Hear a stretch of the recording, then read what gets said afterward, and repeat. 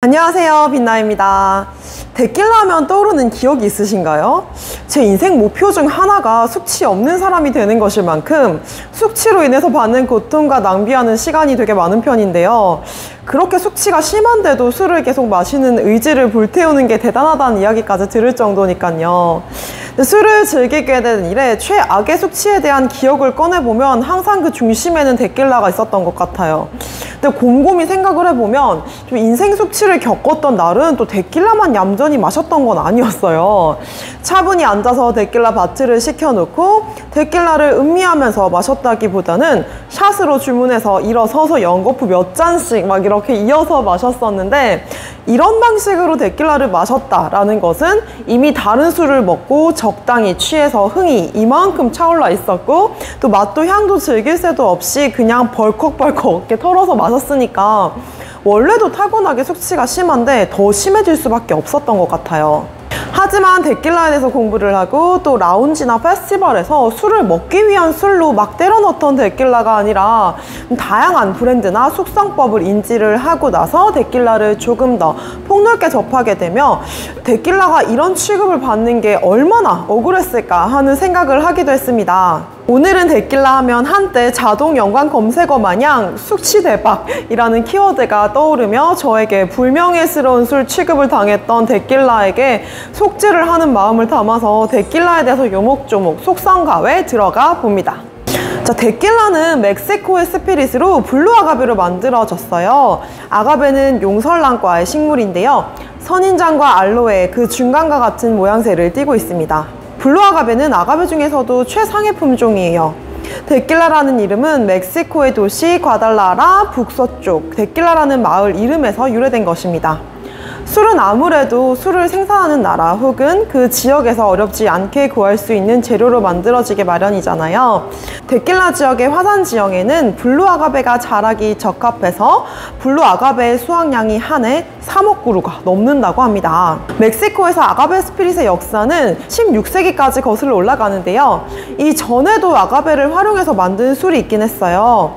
아가베 수액을 추출해서 만드는 풀케라는 발효주가 있었는데 종교의식과 제물을 바치는 의식에 사용될 만큼 신성한 것으로 숭배가 되었습니다. 스페인 정복자들이 1521년 멕시코에 정착을 할 때 브랜디를 가져왔었는데요. 그 브랜디가 바닥이 나자 어떻게든 술을 마시겠다는 굳은 의지로 증류지식 풀 가동해서 폴케를 스피릿으로 만들었고, 이것이 아가베 스피릿의 시작이 되었습니다. 그 뒤로는 아가베를 바로 원료로 사용해서 스피릿을 만드는 방식으로까지 발전을 시켰어요. 아가베의 몸통인 피냐를 불에 익혀서 전분과 천연 당분이 빠져나오게 한 뒤 발효를 시켜서 증류하는 방식으로 제조 방식을 개량한 것이 데킬라의 기원입니다. 데킬라는 멕시코 당국이 엄격하게 관리를 하고 있습니다. NOM, 공식 멕시코 표준이라는 데킬라의 생산, 유통, 마케팅 등에 대한 규정이 있는데요. 데킬라는 법적으로 정부가 생산 지역으로 지정한 곳에서만 생산이 돼야 되는데 과나후아토, 타마울리파스, 미초아칸, 나야린, 할리스코주 이렇게 5군데 지역에서 블루 아가베로만 생산이 되어야 한다는 내용이 포함되어 있습니다. NOM에는 데킬라의 원산지 명칭 보호를 위한 법적 요건 역시 포함되어 있습니다. 정부가 고지한 규정에 따라서 만들어진 데킬라의 병에는 정부가 부여한 증류소 번호 4자리 NOM 코드가 표기되어 있는데요. 공인된 증류소에서 만들어진 진짜 데킬라라고 보시면 됩니다. 140여 개의 공인된 증류소가 있고요. 등록된 상표는 1,400여 개가 넘는다고 합니다. 데킬라 매치메이커라는 웹사이트가 있는데 여기에는 증류소나 브랜드명, NOM 번호로 데킬라를 검색할 수가 있고 이제 그 데킬라가 어디에서 어떻게 만들어졌는지까지 자세하게 정리가 되어 있어요. 테이스팅 노트와 소비자들의 리뷰까지 확인할 수 있으니 데킬라에 관심이 많으신 분들은 한번 재미삼아 들어가서 좋아하는 데킬라 브랜드에 대해서 검색해 보시면 아주 재미있을 것 같습니다. 데킬라의 카테고리를 나누는 방식은 2가지가 있습니다. 첫 번째는 블루 아가베의 함량에 따른 분류인데요. 믹스토와 100% 아가베 데킬라가 있는데 믹스토는 블루 아가베가 최소 51% 이상 들어간 데킬라고요. 나머지는 다른 포도당이나 과일과 같은 당분 원료를 첨가하고 색소나 맛을 내기 위해서 다른 첨가물이 포함되어 있을 수 있어요. 그만큼 높은 품질을 기대하기는 어렵겠죠. 아마 저에게 최악의 수치를 선사한 그 출처 없는 데킬라들은 이 믹스토였을 가능성이 컸을 것 같아요. 그 블루 아가베가 100% 포함된 데킬라는 100% 아가베라고 라벨에 표기가 되어 있습니다. 데킬라의 풍부하고 복합적인 풍미를 제대로 즐기고 싶다면 100% 아가베라고 쓰여 있는지 라벨을 꼭 확인하셔야 돼요. 그리고 숙성 기간에 따라서 분류를 할 수 있는데요. 데킬라를 막 증류하고 난 결과물은 위스키 증류액과 마찬가지로 맑고 투명한 색이에요. 근데 이것을 캐스크에 숙성시킴에 따라서 색이 변하게 됩니다. 투명한 데킬라도 있고 색이 노란 데킬라도 보셨죠? 아마 라벨의 색마다 다른 이름을 가지고 있는 것을 알 수 있을 거예요. 블랑코 혹은 플라따는 투명한 빛깔의 데킬라입니다. 증류를 하자마자 바로 병입이 되었거나 2개월 미만으로 숙성된 데킬라예요. 호벤 혹은 오로 데킬라는 블랑코와 아네호 혹은 블랑코와 엑스트라 아네호를 블렌딩한 것이고요. 레포사도는 영어로 레스티드라는 뜻입니다. 캐스크 사이즈에 상관없이 캐스크에 원액을 담아서 최소 2개월에서 최대 1년까지 안식을 취한 그런 숙성된 데킬라고요. 아네호는 숙성 기간이 1년에서 3년 사이이고 600리터가 넘지 않는 사이즈의 캐스크에서 숙성을 시켜야 됩니다.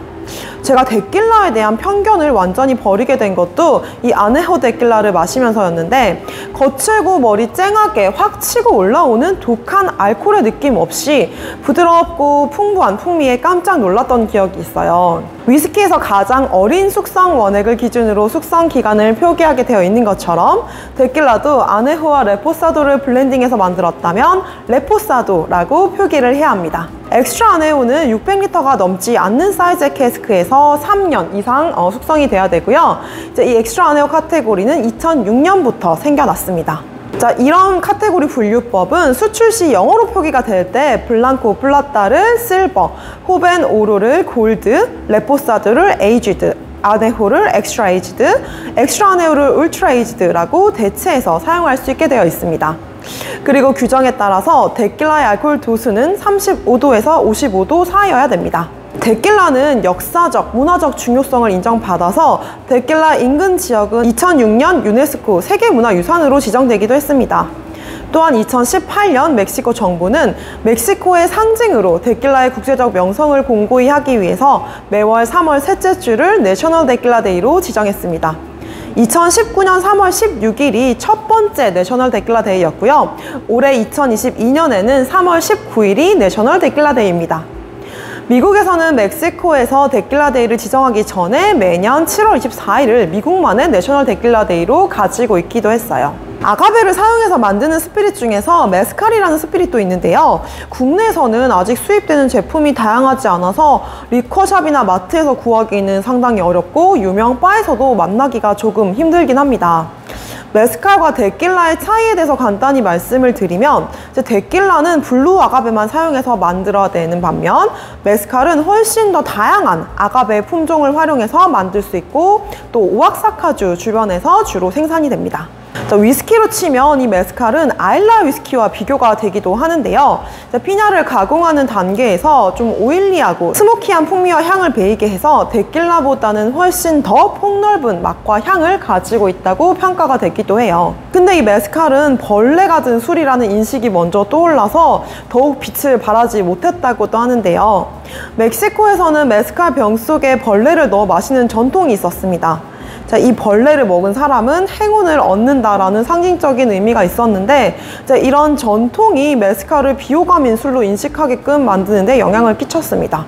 그리고 투박한 술임을 상쇄하려고 벌레를 넣어서 마케팅적으로 활용한다라고 비추어지기도 했고요. 또 메스칼을 마시다가 마지막에 벌레까지 마시면 거친 술을 정복하고 났는데 벌레까지 정복을 했다라는 이런 허세의 도구로도 비춰지기도 했다고 해요. 특정한 소수의 메스칼이 벌레가 있는 형태로 판매가 되고요. 데킬라에 아직까지도 벌레가 들어있다고 오해하는 사람들이 여전히 많아서 데킬라 규제위원회에서는 데킬라에 벌레가 들어가는 것을 금지를 하고 있습니다. 데킬라는 아직까지 우리나라에서는 파티술로 인식되는 경향이 강하지만 해외 시장에서는 프리미엄 데킬라와 프리미엄 메스칼 제품이 이끄는 아가베 스피릿의 성장이 어마어마합니다. 그리고 이 제품들의 인식도 많이 바뀌고 있고요. 최근 몇 년간 아가베 스피릿 시장이 무섭게 성장을 했다고 많은 주류 저널에서 다루었는데, 주류 시장에 대해서 분석하고 데이터를 제공하는 IWSR에 따르면 미국 시장에서 데킬라와 메스칼은 2020년 20% 가까이 성장을 하면서 버번 위스키보다 훨씬 더 큰 성장의 폭을 보였고, 2021년에는 보드카와 위스키에 이어서 미국에서 세 번째로 소비량이 많은 스피릿으로 떠올랐습니다. 이렇게 데킬라와 메스칼의 인지도가 높아진 데에는 많은 유명 인사들이 데킬라를 자신의 이름을 걸고 출시한 영향도 큰데요. 켄달 제너의 818 데킬라, 드웨인 존슨의 테레마나는 가장 빠르게 성장하고 있는 데킬라 브랜드 중 하나로 손꼽히고, 조지 클루니가 공동으로 만든 까사미고스는 큰 금액으로 디아지오에 매각되기도 했습니다. 데킬라를 마시는 방법 아마 안 해보신 분들 없을 것 같은데요. 소금과 라임을 준비한 뒤에 손등에 소금을 얹고 소금을 핥은 뒤에 데킬라를 한 입에 털어 마시고 라임을 쭉 베어 먹는 방식이에요. 근데 유튜브를 찾아보니까 진짜 멕시코 사람처럼 데킬라 마시는 방법이라고 소개된 영상을 보면 이제 라임 위에다가 소금을 뿌려서 그 라임을 이렇게 즙을 먹고 데킬라를 들이키기도 하더라고요. 그 밖에 데킬라와 탄산수를 샷잔에 섞어서 손바닥으로 잔을 덮은 뒤에 탁자에 쳐서 섞어서 원샷하는 데킬라 슬래머, 데킬라 오렌지 리큐르 라임 주스를 넣어서 만드는 마가리타 칵테일, 데킬라 오렌지 주스, 그레나딘 시럽을 넣은 데킬라 선라이즈 등 다양한 칵테일의 기주로도 사용되기도 합니다. 자, 이렇게 데킬라에 대해서 알아봤는데요.